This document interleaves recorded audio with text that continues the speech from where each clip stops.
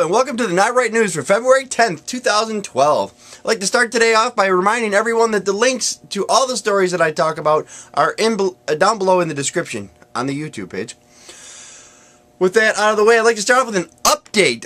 John Goodman, I talked about him last week. He's a 48-year-old man who adopted his 42-year-old girlfriend so she could get part of his estate when he went up jail and if he lost everything in his wrongful death suit. Well, he's being sued by the guardian for his two biological children. Apparently, they don't think this woman has a right to their money. And it turns out that her part of the trust would pay out about $5 million a year. He has a this wasn't in last week's report, he has a $300 million estate. Apparently, he's something to do with polo and horses and things like that. So he's a substantially wealthy man. And she stands to make a lot of money. But they will be decided by the courts. Next is two troublesome sisters, Mrs. Valerie Barkey, age 24, and Amanda Johnson, age 17. They're arrested on felony sexual assault by force and misdemeanor battery and criminal damage to property. What they did was they have this poor boy, and they forced him to drink their urine, told him it was lemonade, forced him to drink it. Then they forced him to strip off his clothes, which was followed by them twisting his junk with a pair of pliers. It's not funny, but for some reason I can't help but laugh. Then when this was all done with, this abuse was over with, they stuck his shoes in the toilet and they shredded his shirt. Amanda, the 17-year-old, she picked up an extra charge for intimidating a victim because she called him the next day and said, if you call the cops, I'm going to tell them you were smoking weed back in October. And when questioned about this, the unnamed man said, no, I don't smoke weed, but she smokes weed.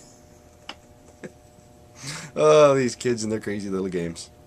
Also this week in Newfoundland, Canada, a teacher was suspended for taking a 10-year-old Christian Roberts out into the hall and spraying him with Febreze. Apparently he was the Stinky Kid in class and getting a lot of teasing from the other kids. He smelled like a fish meal that his mother had made him for lunch, and they were teasing on him. So she thought she would do the nice thing, take him out in the hallway, spray him down with Febreze so he wouldn't stink anymore, and they would quit teasing him. Apparently this backfired because he was embarrassed by this, and when he told his mother, she immediately flew off the handle, called the school, because she was embarrassed and thought it was bullying. It's kind of a tough call there because the kid was getting picked on anyways for being stinky. So the teacher was trying to help him not be stinky and get picked on for that, but then he got embarrassed because he got taken out and sprayed down with Febreze so he wasn't stinky. Don't make your kids stinky lunches, lady. That's it. Next one is a real winner out of Ohio. Mr. Jamal Bailey, 40-year-old, was arrested for felony domestic violence and misdemeanor endangering the welfare of a child. What this genius did was he put his 3-year-old in a dryer and turned it on. The police found this out a couple days later during a wellness check. So if the police are coming by regularly to do wellness checks on a child, they know something's been going on in the home. In my opinion, when a child abuser is convicted, they ought to do to him whatever he did to the kid. Or the individual did to the child. I suppose that's my opinion, but I think it's a good idea. In South Africa this week, a rhino died during an anti-poaching demonstration. What it was, they anesthetized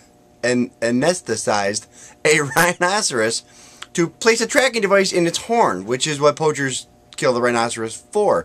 When the rhinoceros didn't come out of anesthesia, it died right there in front of all the people that were there. The press conference, that's the word I was looking for. The press conference where they're talking about anti-poaching and measures they were taking to keep the rhinos alive. That rhino didn't make it. But they're going to do an autopsy on the beast, which they said was pretty old, and see if he had a heart condition that caused his death. It's also very difficult for them to anesthetize a large animal because they don't know exactly how much to use and how the animal will react to the anesthesia. Now, the next one, my last story, the closer, the doozy of the week. New York woman Fawcett Ogunbayo is suing the state of New York for $900 trillion.